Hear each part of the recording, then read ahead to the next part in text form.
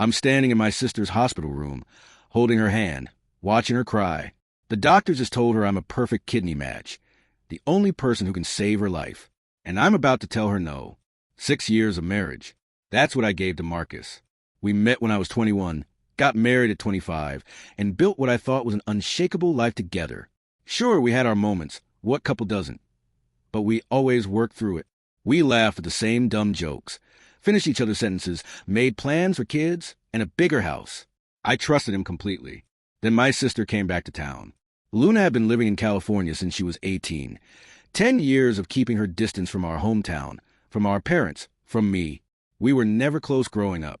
It wasn't one big dramatic thing. It was 1,000 small cuts. Like when we both turned 16 and got cars, except mine was an 8-year-old beat-up sedan, and hers was practically new. Or when she'd ask for money for her art classes and trips to galleries hours away, and our parents would hand it over without blinking. Meanwhile, I'd request $50 for a local sports camp, and you'd think I'd ask them to build me my own stadium. The breaking point for me was when I came home 15 minutes past curfew at 17. 15 minutes. They took my car away for a month. The next year, Luna rolled in 2 hours late, reeking of weed, and got a stern talking to. That was it. So when she moved to California for college and decided to stay, I wasn't exactly heartbroken. We did the obligatory holiday visits. She'd fly in for Christmas, stay 3 or 4 days, then disappear back to her life.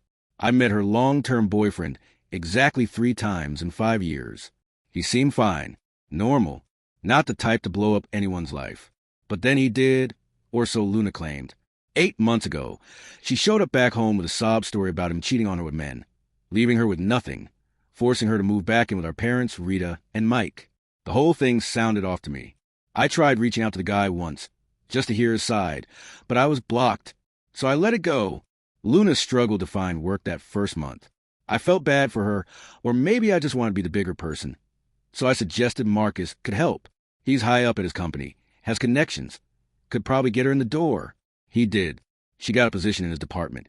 Same field she studied in, decent pay. Problem solved. Except it wasn't. At first, I thought it was nice. Luna started coming over to our house more often, hanging out, actually making an effort to be close. Maybe she'd grown up. Maybe we could finally have a real sisterly relationship. But then I started noticing things. They talked constantly, about everything. Work stuff, sure, but also movies, music, random inside jokes I wasn't part of. When I tried to join in, they'd brush me off with, "Oh, it's just a work thing." Marcus would say they had a lot in common, that they were collaborating on projects. I wanted to believe him. Then Luna started showing up at our house before I got home from work. Marcus and I have different schedules. He works 8 to 4:30, I work 10 to 7. So multiple times a week, I come home to find them already there, sitting on the couch, talking, laughing. We had some work stuff to finish up, Marcus would say, every single time. But they work together 8 hours a day, 5 days a week. Why would they need to keep working at our house? And if it was really just work, why wouldn't they text about it? I checked his phone, his laptop. Nothing. Not a single message between them. Which made sense, I guess. They didn't need a text when they were already together all the time. I started feeling insane. 2 months ago, I came home and something was off. I make the bed every single morning before I leave. Same way every time. The open side of the pillowcases faces the edge of the bed. It's just how I do it.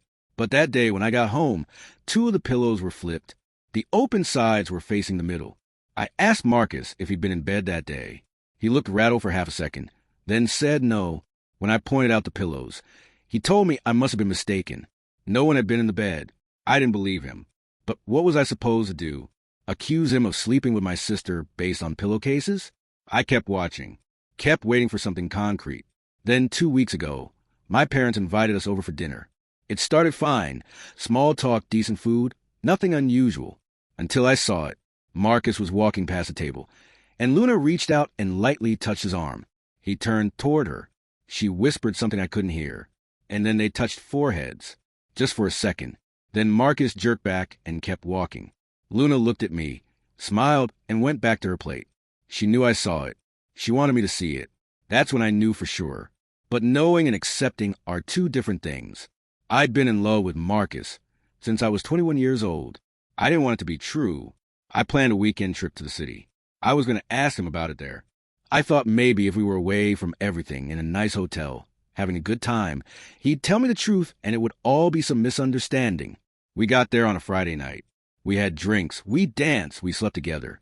The next morning, we had plans for brunch and shopping. I almost didn't bring it up. If he could be that intimate with me and also with her, what did that say about either of us? But I couldn't keep living in denial. We were getting ready to head out when I just asked him, point blank, "Are you having an affair with my sister?" He started crying immediately. Yes. That one word shattered everything. I asked him why. He said he was sorry, that he didn't mean for it to happen, that they just clicked, and before he knew it they were kissing, then more. I asked if he'd been sleeping with her in our bed, in our house, before I got home from work. He turned his head in shame. Didn't even deny it. I left. I grabbed my purse and drove the 2 hours home alone. He took an Uber back later with my things. He tried to apologize when he got there. I didn't look at him. He packed a bag and left for a hotel. The next day, I told my parents. They already knew. They said they were sorry it happened this way, but that Luna had left the night before and might not be back for a few days. I knew exactly where she was. She was with him. That was 3 months ago. Our divorce is almost finalized. Marcus found an apartment right away. Luna moved in with him. At first, he said I could just have the house and the savings. Guilt talking, I'm sure. Then a few days later, he said we'd have to split it. That was Luna in his ear, I guarantee it. I'd already moved everything out of our joint savings into my own account, so there was nothing to fight over there. Just like that, 9 years of my life were gone. Luna has been unbearable through all of this.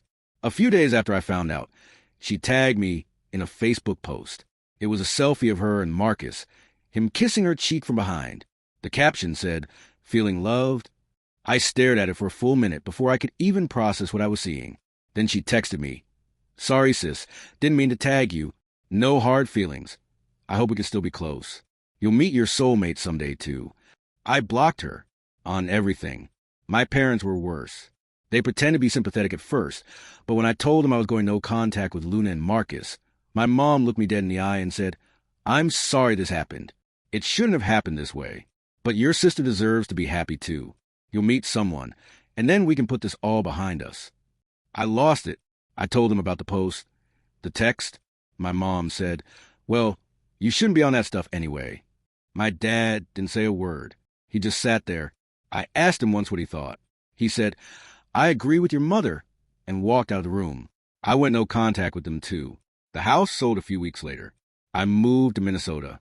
I didn't tell any of them where I was going or when I was leaving. I just disappeared. It took a year of therapy before I could even think about dating again. I went on one date right after I moved, and the guy turned out to be a complete jerk. I swore off men entirely after that, but therapy helped.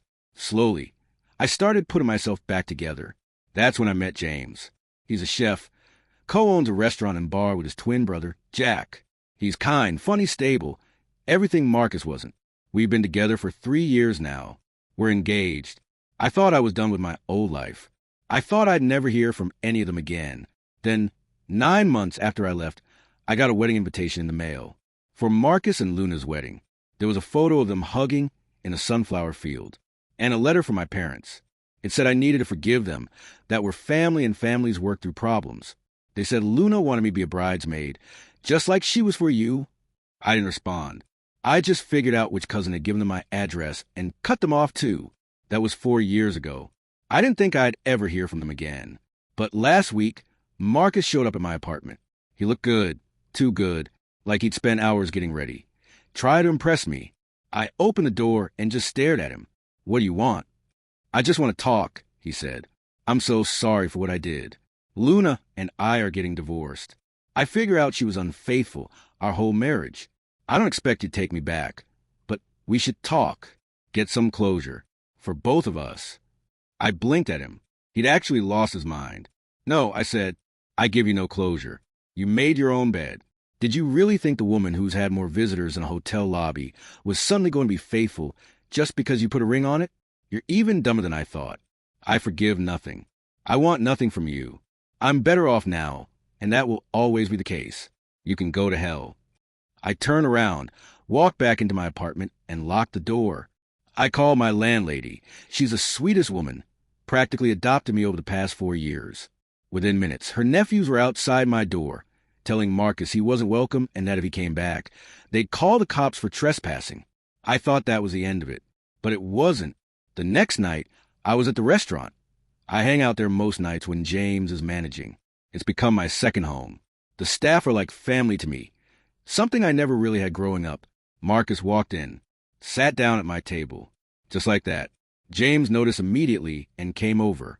He recognized Marcus from photos I'd shown him. He stuck out his hand to shake James's, but James just looked at it and asked me, "Want me to kick him out?" "Not yet," I said. "I've got a question or two." Marcus perked up like he thought he was winning. I asked him what happened with Luna. Pure morbid curiosity. He told me she'd been having at least 2 affairs, both with married men, about 2 years into their marriage. But instead of leaving right away, he stuck out another year so he could hide assets and stash away savings. When they finally divorced, she got a fraction of what she would have. And what happened to her after that? I asked. He smiled smugly. "She had to move back in with your parents." "Perfect," I said. "That's what I wanted to hear. You can go now." "But I want to." No forgiveness. No closure. I just wanted to know my loser sister was back living at home. "Get out." James stood and pointed to the door. Marcus looked around. The bartender, the waitstaff, everyone was glaring at him. He tucked his tail and left. James's parents called me later that night and insisted I stay with him for a few days just to be safe. It was the sweetest thing. I'd never had a family look after me like that. I didn't hear from Marcus again, and I hoped I never would. But then, 2 years later, I got a message from my mom. A half-hearted apology. Something about forgiveness. And then, "Tell me about my grandson. I just had my first child with James." She somehow found out. I replied, "You don't have any grandchildren. I'm not your daughter, so my children have no relation to you. If you want grandchildren, tell Luna to get out there and do what she does best." Then I blocked her. She made new accounts. Kept trying. I kept deleting the requests. That went on for about 3 years. Then, 3 weeks ago, it escalated. Messages from my mom, my dad, and even Luna, all of them begging me to contact them, saying they missed out on the grandkids' lives, wanted to make amends. I ignored them, but Luna kept messaging me, over and over. Finally, I agreed to a Zoom call. Just me, no kids. When the call started, they immediately asked to see the kids. I refused. They had 3 grandparents, James's mom, dad, and grandma. That was it. They started apologizing, Luna included. She said she was wrong, that she wished she could have her sister back. My mom jumped in with her usual speech about families sticking together. When they were done, I said, "Is that all you got? I'm going to go." They yelled for me to wait, and then the real reason came out. Luna's kidneys are failing. She needs a transplant. A family member is the most likely match. They wanted me to save her. "You want me to save her?" I said, "After what she did, my husband wasn't enough. Now she needs a body part from me." My mom started crying. "I get it, you hate us, but she's going to die if she doesn't get a transplant. Is that what you want?" My dad actually spoke for once.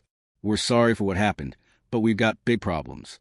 Between her medical bills and not being able to work, your mom and I are getting older, having our own issues.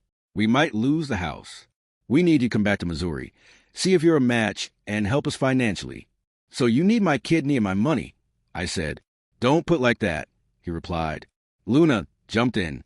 "Please, just come home. I need my big sister. I don't want to die. If you're not a match, we'll never contact you again." I told him I'd think about it and hung up. I talked to James. He said he'd support me no matter what, and asked if we should all travel together or just him. I said no. I was going alone. I got tested in Minnesota. I was a perfect match. I flew back to Missouri. By the time I got there, Luna had been admitted to the hospital. Her condition was getting worse. My parents immediately started asking if I thought about helping them with money. I ignored them. I went to meet with the transplant doctors. I told them I wanted everyone in the room for conversation. Luna, my parents, all of it. The doctor explained everything. Luna had maybe 6 months without a transplant. They went on and on about how perfect of a match I was, how the likelihood of finding another donor was almost impossible, how the sooner we scheduled surgery, the better. I walked over to Luna's bed, took her hand, looked her right in the eyes. "Did you hear that?" I said, I'm a perfect match. Essentially, I'm the only person who can save you. She nodded, hopeful. And I'm not going to. Her face crumpled. You're the most vile, narcissistic piece of trash I've ever known. I continued. I only came here so you know that the one person who could keep you alive is the one person you wronged the most. And now you're paying for that with your life. You're going to die. Make peace with that. Luna burst into tears. My parents turned on me, yelling. The doctor and nurse stood there in shock. I looked at my parents. Don't even talk to me. Don't you dare ever ask me for anything again. The only money I'd ever spend on you would be for your funeral, under the condition that you're cremated and the ashes released to me, and I'll flush them down the dirtiest toilet I can find. Then I walked out, and I never looked back. I'm home now, my real home, with my real family. My 2 boys, my fiancé, my future in-laws who actually love me, and I couldn't be happier. Please like and subscribe for more stories.